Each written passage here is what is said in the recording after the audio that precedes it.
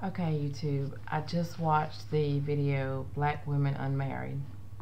A lot of different things went through my mind. Basically, just, oh my gosh.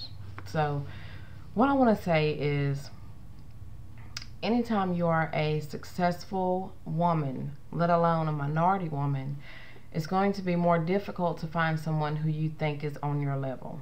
Basically, because traditionally, quote unquote, sarcastically, um, women were supposed to make less than men. Men were supposed to make more than women, be the breadwinners, the providers, the head of the household. Well, if you're looking for that man that needs to make more than you do, then traditionally you wouldn't be making $150,000 a year if you want to base it on tradition. On another hand, one of the women said if there's not an initial chemistry, then it's just not going to work. A lot of times that initial chemistry is basically initial lust. There's a difference between lust and friendship and attraction and sexual attraction. There's a difference in all of that. So sometimes you do have to work with someone or be around someone and get to know them and see that you have the same sense of humor or the same values on a basic friend scale, or knowing the person through other people and just being at the same place at the same time to realize you have a lot in common with somebody. But yeah, in my opinion, that basic attraction a lot of times is a lustful attraction, and lust, as we all know, doesn't make a relationship last. It can make it fun, but it doesn't make it last. That compatibility on a deeper level is what makes relationships last, and the commitment of both people to the relationship and working on it. And where one of them said all of their white friends were happily married by 25, had kids by 27. You don't know if somebody's happily married because you don't live in their shoes. People can say what they want to say or show you what they want you to see, but unless you're living in that person's life every day, you don't know if they're happy or not. And any honest married couple will tell you marriage is not a happily married, ooh, I love it type of thing. It's something you have to work at. It's something that you have to build on. It's something that it's kind of like a job, but it's a job that you want, not a job that you have just because you have it. Marriage is something that you have to work on daily. If you have to start out like you can hold out. Things you do in the beginning to get someone, you have to do to keep them. People change, their looks change, their interests change. So marriage is difficult, but if you want it, just like anything else, you have to work at it. Anything worth having is worth working at it and waiting on it.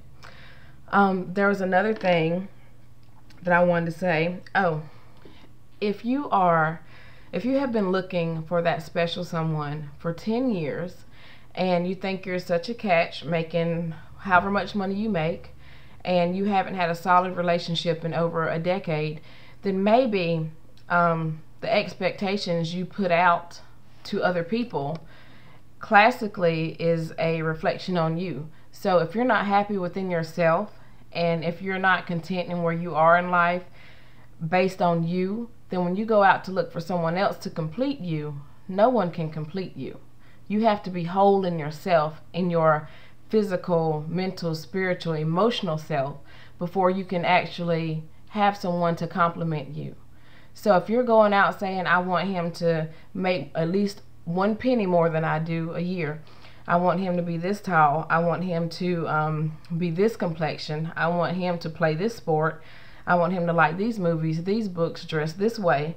Well, if you're on television right now saying how you can't get a man, or you're looking for a man for 10 years and can't get a solid one, maybe you should look in the mirror and see what you're projecting out. If you go into a date thinking, oh, well, I don't even really need a man because I make $150,000 and you're too short anyway and blah, blah, blah, then you've already shut down the door before that door could have opened just a little bit. So again, if you're not finding somebody that you could even chill out and be cool with and maybe develop into a relationship, maybe you need to stop looking outside of yourself and look in the mirror, because there may be something that you need to reevaluate or change. And kudos to all of you for being successful Black women. We know it's something that's not really widespread. I have 2 graduate degrees, and I had to get past the point of thinking, you know, I need to have somebody else that's got this, this, and this. So it's kind of, do a reevaluation, ladies. It might help you a lot. Also, one other thing, there's nothing wrong with wanting a black man, but again, it's not about marrying a black man or being with a black man. It should be about being with a man who treats you well, who respects you, who listens so you can work things out, so you can communicate, someone who shares your values, and someone who makes you happy and that you can grow, change, and develop with over a long period of time.